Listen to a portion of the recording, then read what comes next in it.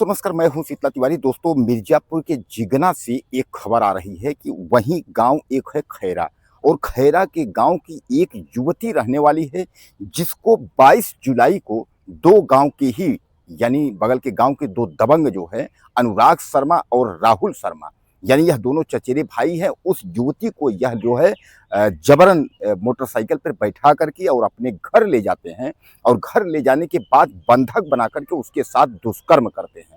और मैं आपको बता दूं कि 22 तारीख से लेकर के और 25 तारीख तक जो है उस लड़की को अपने घर में बंधक बनाए रहते हैं, और बंधक बनाए रहने के बाद जो है बारी बारी से ये दोनों जो है चचेरे भाई उस लड़की के साथ रेप करते हैं।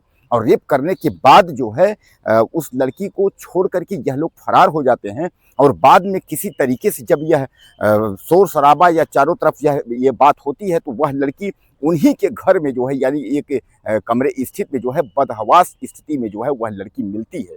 और जब वह लड़की मिलती है तो सबके होश जो है उड़ जाते हैं। दोस्तों, यानी कहने का तात्पर्य यह है कि जो दरिंदगी है वह अभी दरिंदों की बंद नहीं हो रही है। यानी जो दरिंदे हैं वह दरिंदगी करने से बाज नहीं आ रहे हैं। ऐसे दरिंदों के लिए यूपी सरकार तमाम प्रकार की जो है व्यवस्था की है, जेल में व्यवस्था की है, इनकाउंटर की व्यवस्था की है। यानी यूपी पुलिस जो है वह हर तरीके की व्यवस्था की है, लेकिन जो दरिंदे हैं वह फिर भी किसी भी दरिंदगी से बाज नहीं आ रहे हैं। यह राहुल शर्मा और अनुराग शर्मा नाम के जो व्यक्ति हैं, जैसा मैं आपको बताया कि 22 जो है जुलाई को वह लड़की घर से शौच के लिए निकली थी बाहर, और उसके बाद जो है यह मिल जाते हैं। मिलने के बाद जबरन जो है उस लड़की को गाड़ी पर बैठा लेते हैं और यह कहते हैं कि सीधे चलो, जंगल ले चलना है या घर ले चलना है, सीधे चलो, और कुछ अगर बोलोगी तो तुमको हम जान से मार देंगे। यह लड़की जो है वो चीखती चिल्लाती, लेकिन डर से यह बता रही है कि उनके डर से वह जान से मारने की धमकी दे रहे थे, इसलिए मुझे जबरन जो है मोटरसाइकिल में जो है लाद के यानी बैठा करके, और उन्होंने जो है ले जाकर के मुझे एक घर में जो है बंधक बना दिया, यानी घर में मुझे रख दिया। और न तो खाना न तो पीना, किसी भी प्रकार का कुछ भी नहीं, केवल जो है दुष्कर्म। यानी यह दरिंदे जो है उसको 3 दिन तक नोचते रहे, यानी 22 जुलाई से 25 जुलाई तक।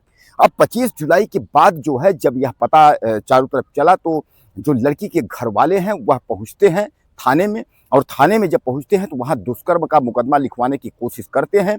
तो वहां जो थाना के प्रभारी और थाने के जो लोग हैं वह कहते हैं कि तुम्हारी लड़की को जो है अपहरण किया गया है, और अपहरण किया गया है तो ऐसे में जो है अपहरण का ही मुकदमा लिखना होगा। और अपहरण का ही मुकदमा उन लोगों ने लिखा। लड़की को भी जो है जबरन डांट के और धमका करके, और लड़की से भी जो है साइन कराई गई, यानी पुलिस थाने में जो है यही बयान किया गया कि तुम्हारा अपहरण हुआ था, दुष्कर्म का इसमें जो है मुकदमा नहीं बनता है। जबकि लड़की बार बार कह रही है कि हमारे साथ मुझे अपहरण करके ले जाया गया, उसके बाद जो है 3 दिन तक हमारे साथ दुष्कर्म हुआ। दोस्तों, उसके बाद जो है घर वाले उग्र होते हैं, तमाम लोग इकट्ठा होते हैं, नारेबाजी होती है, मीडिया के लोग भी आते हैं, मीडिया को सारी जानकारी दी जाती है। वह लड़की जो है दरखास्त लेकर के उसके बाद जो है दर दर भटकने लगती है कि आखिर हमारा जो है कौन सुनवाई करेगा। अगर पुलिस सुनवाई नहीं करेगी तो आखिर सुनवाई कौन करेगा। यानी मेरे साथ दरिंदगी हुई और दो लड़के जो है मुझे जो है गिद्ध की तरह जो है नोचते रहे, और 3 दिन तक नोचे, और किसी हाल में मैं अगर एक बार बच के निकल पाई तो पुलिस भी हमारी नहीं सुन रही, हमारी कार्यवाही नहीं हो रही।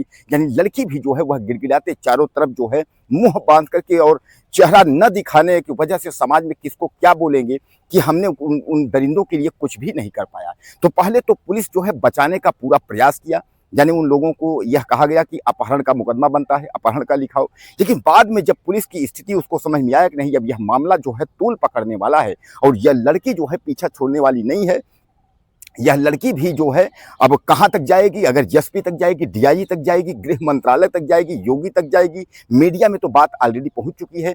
तब जो है वह लोग जो है पुलिस वाले जब दबाव में आते हैं तो पुलिस वाले उसके बाद दुष्कर्म का मुकदमा जो है पंजीकृत करते हैं, और उसके बाद मजिस्ट्रेट के सामने जो है बयान होता है, उसका जो है जो भी उसमें मेडिकल होता है वह सब मेडिकल हुआ, और दुष्कर्म की धाराएं लगती हैं। उसके बाद टीम गठित की जाती है, और राहुल शर्मा और अनुराग शर्मा दोनों चचेरे भाइयों को जो है पुलिस अब छानबीन कर रही, यानी खोज रही है दरिंदों को। अब दोस्तों, उसमें पुलिस की अधिकारी की अगर हम बात करें तो पुलिस का अधिकारी क्या कह रहा है। पुलिस का अधिकारी कह रहा है कि यह लड़की जो है बालिग है, और लड़की जो है काफ़ी दिन से राहुल शर्मा के जो है संपर्क में थी।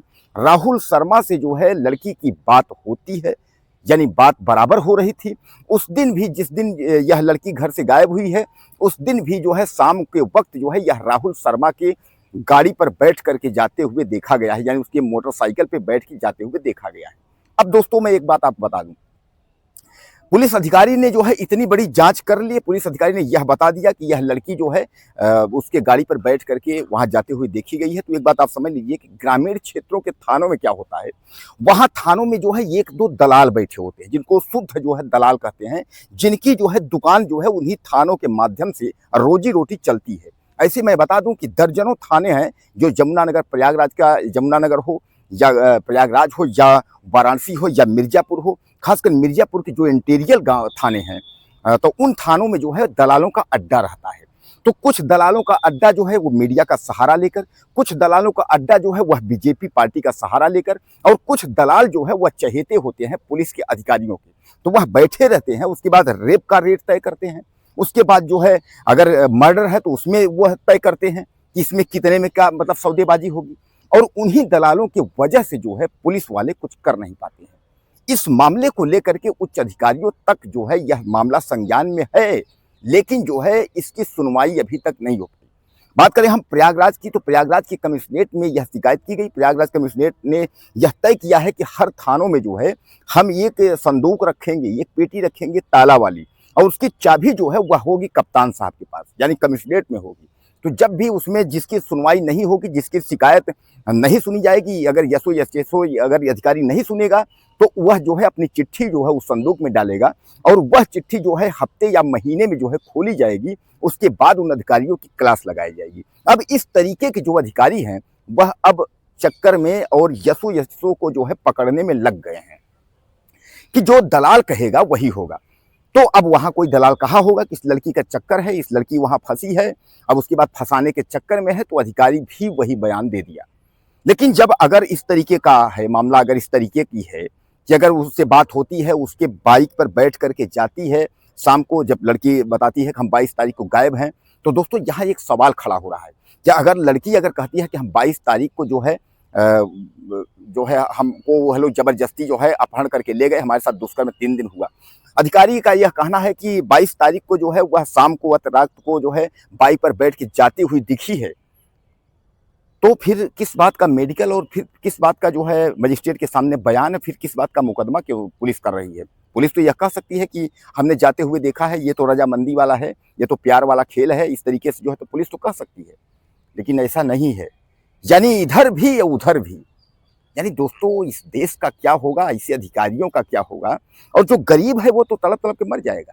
अगर लड़की इस तरीके की है कि अगर वह राहुल शर्मा, अनुराग शर्मा से अगर वह मिली है, राहुल शर्मा से बात करती है, उनके साथ बैठकर जा रही है, खुद अपना रेप करवा रही है, इस तरीके से उनको फंसाने के लिए अगर साजिश कर रही है, तो फिर इसमें मजिस्ट्रेट के सामने बयान और लड़की के मेडिकल कराने से कोई मतलब ही नहीं, मुकदमा बनता ही नहीं है। सीधे कह दीजिए कि तुम ऐसे हो वैसे हो, तुम्हारा मुकदमा लिखा ही नहीं जाएगा। बारे पुलिस। तो दोस्तों इस वक्त जो है यूपी की पुलिस जो है भगवान ही मालिक है। मतलब मैं बता दूं आपको कि इस मामले में जो है अनुराग शर्मा और राहुल शर्मा पर दुष्कर्म और बड़े गंभीर धाराओं में मुकदमे लिख गए हैं। पुलिस की टीम जो है गठित हो गई है। उन चचेरे भाइयों की गिरफ्तारी के लिए जो है पुलिस जो है दर दर छापेमारी कर रही है। जल्द ही वह पुलिस के गिरफ्तार में होंगे, जो कि इस तरीके का दुस्साहस कर रहे हैं कि लड़की को जो है सरेआम मतलब घर से उठा ले जा रहे हैं, बंधक बना करके अपने घर में, और उसके बाद जो है रेप कर रहे हैं। मैं आपको बता दूं कि यह जो है लड़की जो है यादव परिवार की लड़की है, और यादव परिवार में जो है काफ़ी इस बात को लेकर के गुस्सा है कि इस तरीके की हरकत अगर यह दरिंदे करें तो गांव में फिर तमाम मासूम लड़कियां हैं, तमाम लड़कियां हैं, तो फिर इनकी जो है और ये मनबर होंगे, और मनबर होंगे तो यह दरिंदे इस तरीके का क्राइम करते रहेंगे। इसलिए इनके ऊपर कठोर से कठोर कार्रवाई होनी चाहिए। दोस्तों को क्या लगता है इस घटना के बारे में मुझे कमेंट करिएगा, और चैनल को सब्सक्राइब करें। वीडियो फिर मिलते हैं।